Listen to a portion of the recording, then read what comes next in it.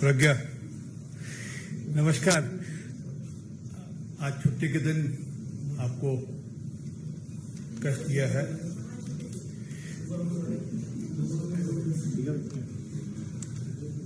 अनुराग जी एक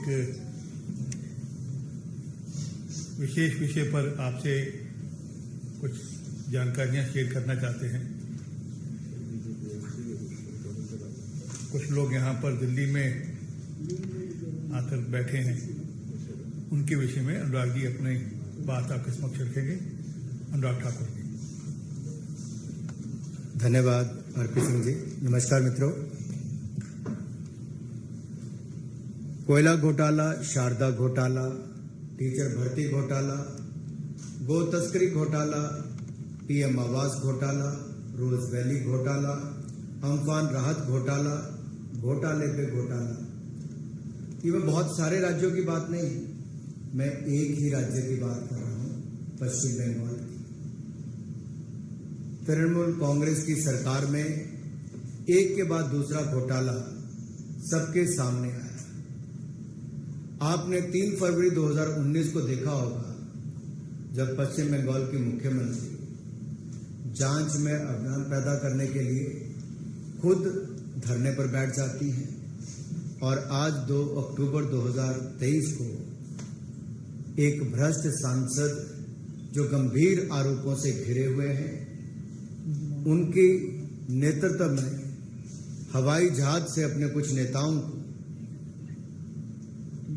उस भ्रष्टाचार के मामलों को दबाने के लिए और ध्यान भटकाने के लिए, उसको अलग विषय बनाने के लिए देश की राजधानी दिल्ली भेजती है। चुना भी कौन?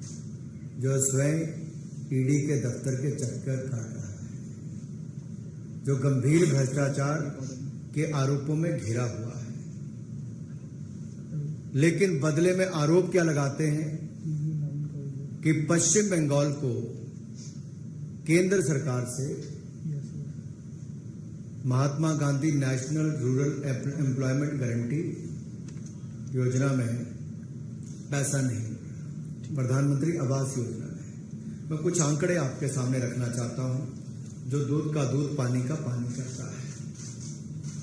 अगर आप एक नजर केवल इस आंकड़ों पर डालेंगे तो इससे स्पष्ट पता चलता है कि भारत सरकार ने क्या क्या दिया है। अगर मैं बात करूं एमजी नरेगा की, तो यूपीए के शासनकाल में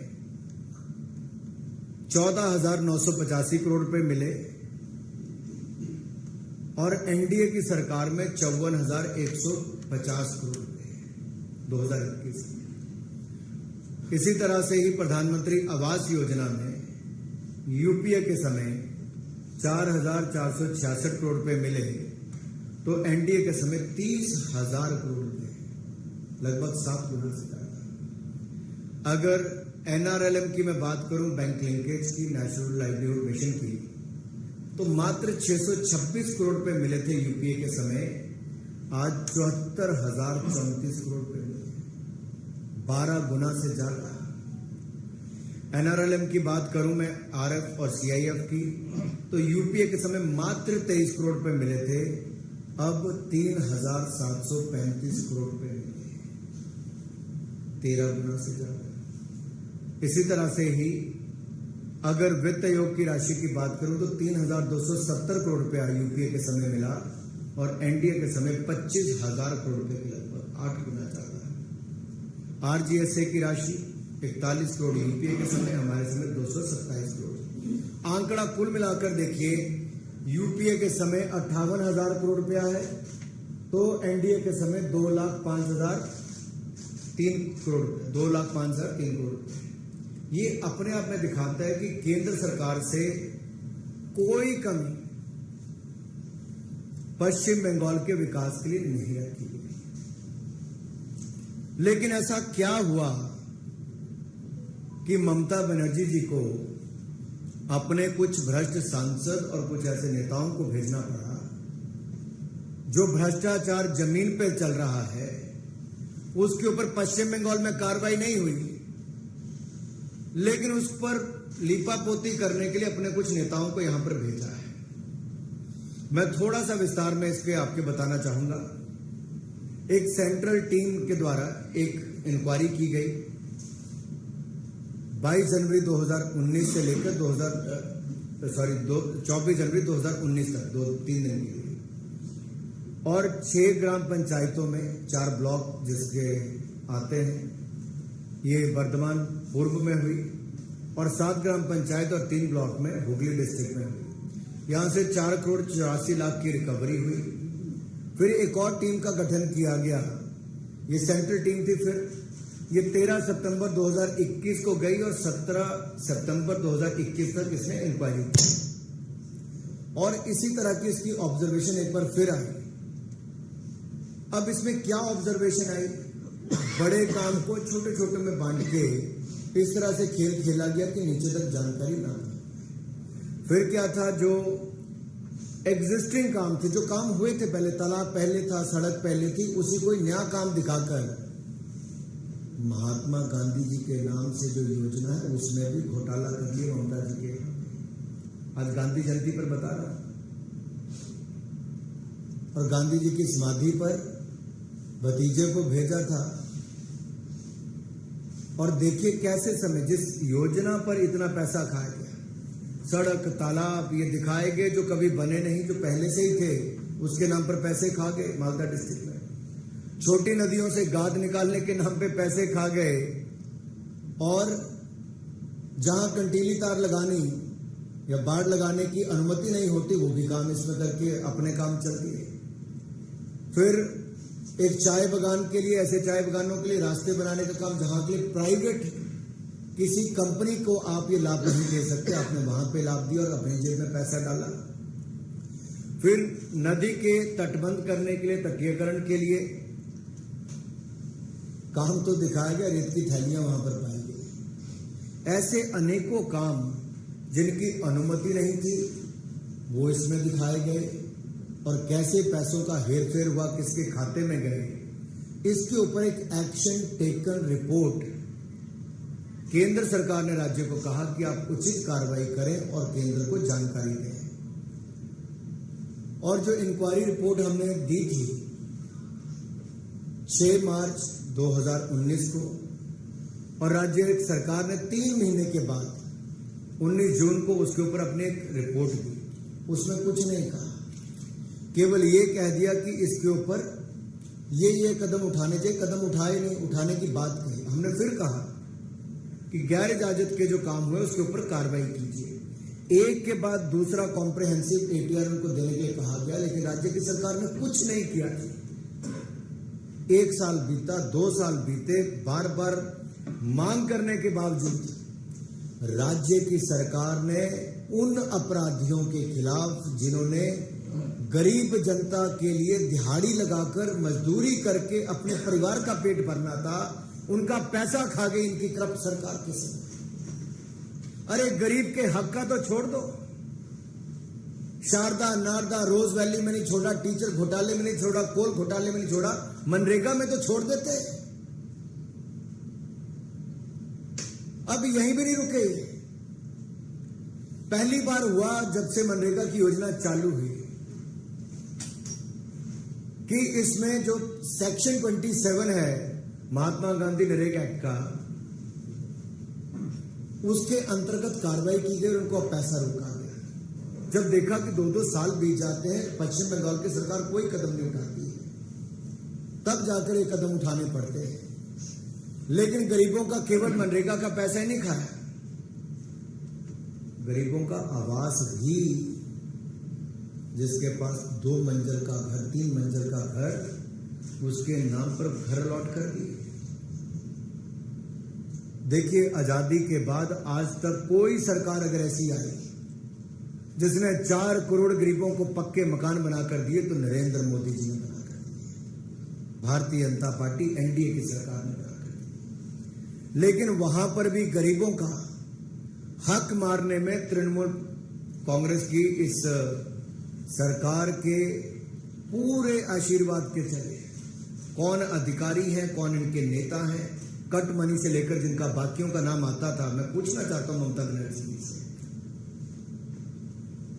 क्या बताएंगी ये 3 मंजिला घर के मालिक का नाम प्रधानमंत्री आवास योजना में कैसे आया? ममता दीदी, जो पात्र लोग थे आपने उनको क्यों बाहर रखा? ममता दीदी, क्या गरीब का हक छीनने में थोड़ा सा भी दर्द नहीं हुआ ममता दीदी को?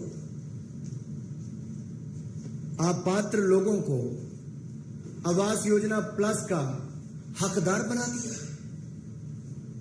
और कितने लोगों को?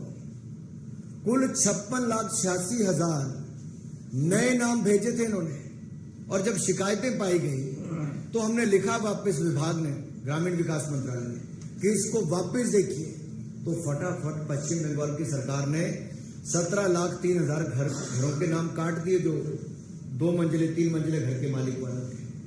अब सोचो इसमें कितना पैसा कमाते? 20,000 करोड़ रुपया, 20,400 करोड़ रुपया जो गरीब के घर के लिए मिलना था, वो ममता बनर्जी जी के आशीर्वाद से उनकी सरकार में अधिकारी कर्मचारी से लेकर उनकी विचारधारा वाले नेताओं के ऊपर भी प्रशंसन खड़े हुए हैं। अब कौन से ऐसे जिले, अभी तो मात्र 10 जिलों के मैं नाम ले रहा हूं, पूर्व मेदिनीपुर, पश्चिम मेदिनीपुर, पूर्व बर्धमान, मालदा, साउथ 24 परगना, अलीपुरद्वार, नादिया, मुर्शिदाबाद, कालिम्पोंग और दार्जिलिंग, ये 10 जिलों में देखो तो अभी तो 10 जिलों में हाल है। अगर 56 लाख में से 56,86,000 में से 17,03,000 एक झटके में निकल जाते हैं, तो सोचिए पहले की योजनाओं में क्या किया होगा। मेरा सवाल केवल एक है ममता दीदी से, कि जहां अनियमितताएं पाई गई उसमें जो अधिकारी थे, अपराधी थे और उनके सहयोगी थे, उन पर आपको कदम उठाने के लिए कहा गया, आपके हाथ क्यों कांपे? दंडात्मक कार्रवाई करने के लिए कहा गया उन पापी और भ्रष्ट अधिकारियों के खिलाफ, आपकी सरकार ने कदम क्यों नहीं उठाया? ये कट मनी कहां जा रहा था कि अब की बार कट के बिना पूरा का पूरा जा रहा था? ये गरीब का पैसा किसके खाते में जा रहा था? ममता दीदी, जवाब देना पड़ेगा। और यहां पे बापू की समाधि पर भेज के काम नहीं चलेगा। आपने पश्चिम बंगाल में क्या कार्रवाई की इन भ्रष्ट अधिकारियों के खिलाफ, देश जवाब मांगता है। और देश भली भांति जानता है कि नरेंद्र मोदी जी ने लगातार पश्चिम बंगाल को यूपीए के मुकाबले 4 गुना ज्यादा पैसा दिया। मैं केवल 4-5 स्कीमों की बता रहा हूं, कईयों में तो 16 गुना ज्यादा, कईयों में 8 गुना ज्यादा, कईयों में 7 गुना ज्यादा। तथ्य बताते हैं कि आपके आरोप झूठे हैं, और ये सच्चाई सामने आई है कि भ्रष्ट अधिकारियों, कर्मचारियों, अपने नेताओं को बचाने के लिए एक बार फिर पश्चिम बंगाल की सरकार भ्रष्ट लोगों के साथ खड़ी नजर आई और गरीबों के हक छीनती नजर आई। जवाब दीजिए ममता जी। धन्यवाद। और मैं एक बात आप सबके सामने और कह दूं, आवास योजना के अंतर्गत 34 लाख से ज्यादा घर प्रधानमंत्री मोदी जी ने दिए, और आवास प्लस योजना में 11 लाख और मंजूर किए, कहीं कोई कमी नहीं छोड़ी। लेकिन जरूरतमंदों का छीनकर दूसरों को देने का काम ममता जी उचित नहीं है। और यूपीए के समय 4,466 करोड़ रुपया मिला था, एनडीए के समय मोदी जी ने 30,000 करोड़ रुपया आवास योजना के लिए दिया। और जो इंदिरा आवास योजना के मकान थे ना, जो कांग्रेस ने 40-40, 45-45 हजार रुपये मुश्किल से देती थी, वो भी मोदी सरकार ने आकर पूरे करवाए। कोई क्वेश्चन किसी का? कोई क्वेश्चन? अभिषेक बनर्जी ने ये कहा कि आने वाले दिनों में भारतीय जनता पार्टी जोरदार लड़ाई के लिए तैयार है, मैदान उनका, व्यक्ति उनका, हम संघर्ष करेंगे, क्योंकि यहाँ पर जो जवाब हमने मांगा है केंद्र सरकार से, उस इसके सही जवाब दीजिए। अभिषेक बनर्जी जी पहले ईडी को अपना जवाब पत्र देकर भ्रष्टाचार के गंभीर आरोपों में घिरा हुआ व्यक्ति अन्य भ्रष्ट अधिकारी, कर्मचारी और नेताओं को बचाने के लिए दिल्ली में आता है। अरे जांच में सहयोग करो भाई, और बाकी जो पश्चिम बंगाल में जांच इन भ्रष्ट अधिकारियों के खिलाफ होनी चाहिए, ममता दीदी को बोले वो करेगी। राजनीतिक रूप से लड़ने में भारतीय जनता पार्टी सक्षम है और आगे भी रहेगी, लेकिन पश्चिम बंगाल को बम, बंदूक इसके नाम से जाना जाए ये उचित है।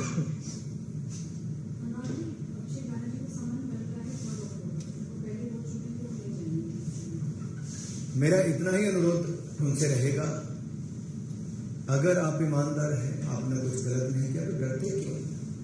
जांच का सामना करो, और अगर भ्रष्टाचार किया है तो जितने मर्जी दिखावे कर लो, कानून के हाथ बहुत लंबे होते हैं।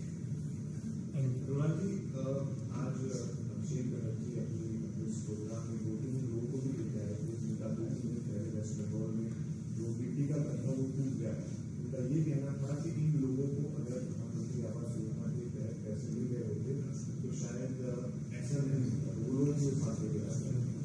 मैं पूछना चाहता हूं, जितनी योजनाओं के पैसे पश्चिम बंगाल को मिले, सबसे पीछे रहने वाले राज्यों में से पश्चिम बंगाल है, जहां पर योजनाएं पूरी नहीं होती। चाहे जल जीवन मिशन के आंकड़े उठाइए, बाकियों के उठाइए, छोटे छोटे पहाड़ी राज्यों तक ने जो काम पूरा कर लिया, आज तक वो पश्चिम बंगाल एक जिले में नहीं कर पाई। राज्य तो छोड़िए, क्या हालत कर दी है पश्चिम बंगाल की। अरे दो गरीब मेरे भाइयों बहनों को लेकर आए, मैं पूछता हूं, शर्म आनी चाहिए लोगों को। ये जो फर्जी आंकड़े 17 लाख घरों के डाले गए थे, जो 2 मंजिला 3 मंजिला घरों के मालिक है, तो क्या अभिषेक बनर्जी और ममता दी, क्या इन 2 भाई बहनों के नाम उसमें थे कि नहीं थे?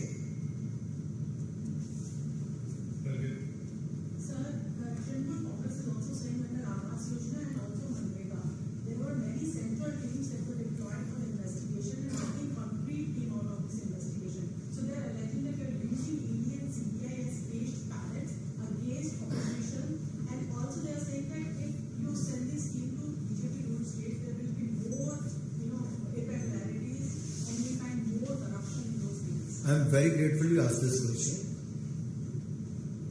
Let me first say, time and again it was reminded to them, a report has been submitted to them, and they were asked for an action taken report within a stipulated time frame.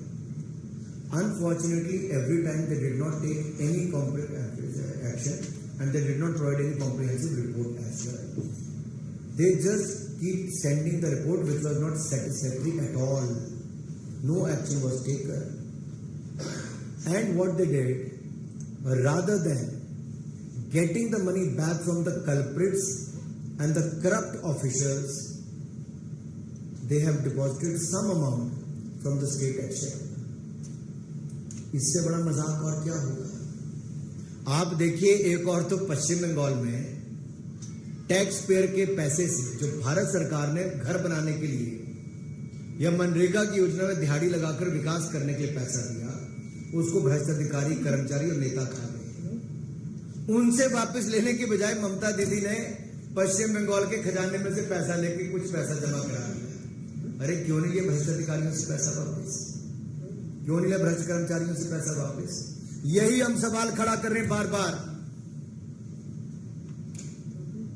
कि खाने वाले के खाते में जेब में पैसा चले गया, भ्रष्ट अधिकारियों के जेब में पैसा गया, ममता बनर्जी जी के हाथ काम के कदम उठाने के लिए उनकी कलम नहीं चल पाई उन अधिकारियों के खिलाफ। उल्टा राज्य के पैसे से थोड़ा पैसा निकाल के यहां पे जमा करा दिया, बिल्कुल अपराध है।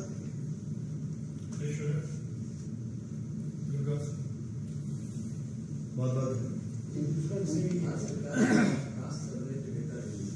आपने सवाल पूछा पश्चिम बंगाल को लेकर, मैंने सबके उत्तर दिए। अलग विषय है, इसकी पूरी डिटेल रिपोर्ट पढ़ेंगे क्योंकि आज ही जारी हुई है, और रिपोर्ट पढ़ने के बाद एक बार फिर